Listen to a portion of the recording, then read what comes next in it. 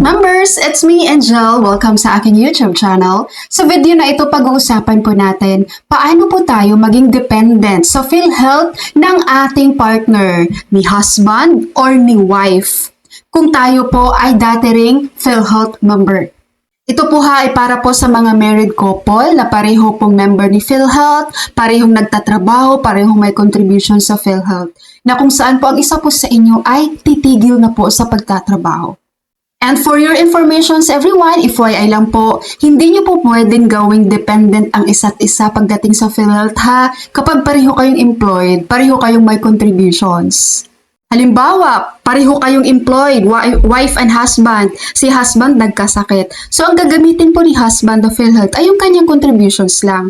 Ang sarili niyang PhilHealth. Hindi pwedeng gawing dependent ni wife si husband.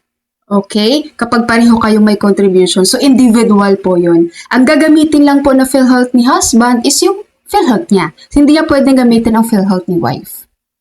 Okay, so ngayon, paano kapag isa sa inyo ay titigil na sa pagtatrabaho? Let's say for example, si wife nyo ay mag-full-time housewife na siya. Okay, so mawawala na siya ng trabaho. Para po maging dependent siya ni husband, susundan, gagawin po natin tong mga steps na to guys para maging dependent ka ni husband mo sa PhilHealth at hindi mo na kailangan pang mag-contribute sa PhilHealth ngayong wala ka ng trabaho. Number 1 na kailangan mong gawin po, mag-update po kayo sa record niyo sa PhilHealth through PMRF. Okay? So ito po yung PMRF form. Kailangan niyo pong i-fill out yan. Pareho kayong mag-fill out ng PMRF form. Pangalawa, si Mrs. po, kung sino man yung titigil sa pagtatrabaho, no? Halimbawa si Mrs. Siya po ay mag-fill out din po siya ng request for deactivation form. Ito. I-deactivate po yung PhilHealth niya. Para po, hindi niya na kailangang hulugan yon at pwede na siyang maging dependent ng kanyang husband.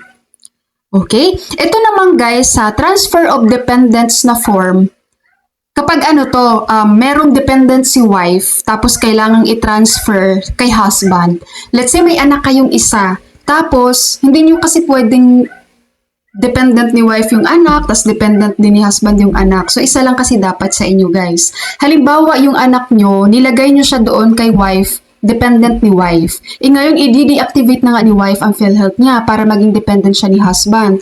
So, gagawin nyo rin po itong transfer of dependence. Para po, ilalagay nyo doon yung anak nyo na dating kay wife, ngayon ililipat na sa dependent ni husband. So, bali, ang magiging dependents ni husband, si wife, tsaka yung anak nyo. Linaw po. Pangatlo, kailangan nyo rin pong magdala ng inyong valid IDs with photocopy. Pati na rin ang inyong marriage certificate. Okay? And then, kapag nandun na kayo sa PhilHealth, guys, pag okay na-receive na ni PhilHealth, huwag niyong kalimutan na dapat meron kayong copy ng MDR. As in, bago kayo lumabas sa PhilHealth office, guys, dapat may MDR na rin kayong dala-dala. At yung MDR na yon, makikita niyo dapat doon sa dependents niyo, andun na yung pangalan ni wife mo, andun na yung pangalan ng anak mo. Dependents mo na sila. Ngayon po, kung dumating man yung panahon, after a year, after how many years, ay maisipan po ng wife nyo na bumalik na sa trabaho.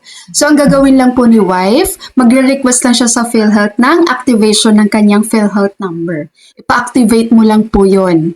Para po, yun pa rin yung magagamit mo kapag nagtatrabaho ka na ulit. Yun pa rin yung huhulugan mong contributions. Alright, ngayon po, pagtanungin nyo ko, ma'am, paano naman yung ipapa-deactivate ko yung PhilHealth ko? Paano naman yung mga nahulog ko na doon? Ang laki na. Wala na yun. Sad to say. Hindi kasi yan katulad kay Pag-ibig tsaka kay SSS, guys, na yung contributions natin, nandun lang yun at mawi-withdraw natin balang araw, di ba? Ito si PhilHealth, hindi. Katulad ko, siguro mga nasa 100,000 mahigit na yung contributions ko doon kay PhilHealth. Wala lang. Never, as in never ko siyang nagamit.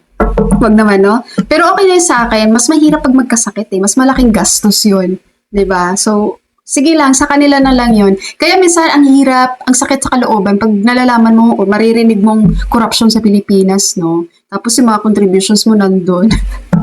Alright, fellow members, bago ko po end ang video na ito sa mga naghahanap po dyan ng whitening lotion and of course, dapat may kapartner yan na whitening body soap. Ilalagay ko po sa description ang link nitong RDL Papaya Whitening Lotion plus Vitamin E at ang ating Alada Whitening Soap.